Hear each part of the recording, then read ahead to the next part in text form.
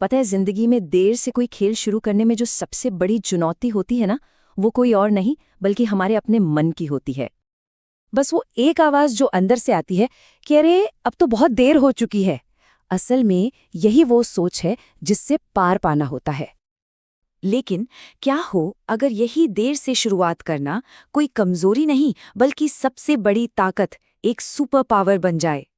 सबसे पहली रुकावट है एक दीवार जो दिखती तो नहीं पर होती बहुत मजबूत है। कई दशकों तक बस एक ही आवाज सुनाई देती रही, नहीं। अरे मुकाबला करना या किसी प्रतियोगिता में भाग लेना, ये तो लड़कियों वाले काम ही नहीं समझे जाते थे। और फिर आता है समय का वजन।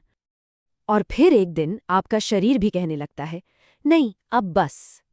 किसी के घुटने गठिया की वजह से जवाब दे गए और उनके दौड़ने का सपना भी वहीं थम गया।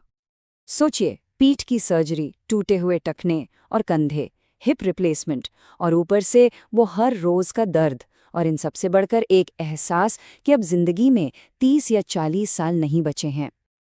तो फिर सवाल यह है कि वो पहला कदम उठता कैसे है? आखिर ऐसा क्या बदल जाता है? वो कौन सा पल होता है जब सब कुछ पलट जाता है? 50 साल।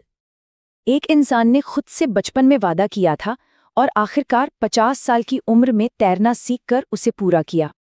कभी कभी ये 40 साल का लंबा इंतजार होता है, तो कभी कभी बस किसी का एक सवाल, तुम कुछ करते क्यों नहीं? और जब वो पहला कदम उठ जाता है तो मिलती है एक नई जवानी।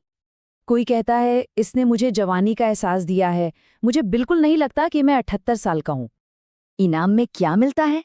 नए दोस्त, गोल्ड मेडल, पूरी दुनिया घूमने का मौका और दूसरों के लिए एक प्रेरणा बनने का सुख।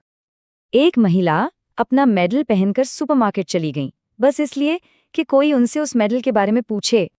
इसमें बस मजा है, बिल्कुल वैसा ही जैसे आप फिर से एक बच्ची बन गए हों।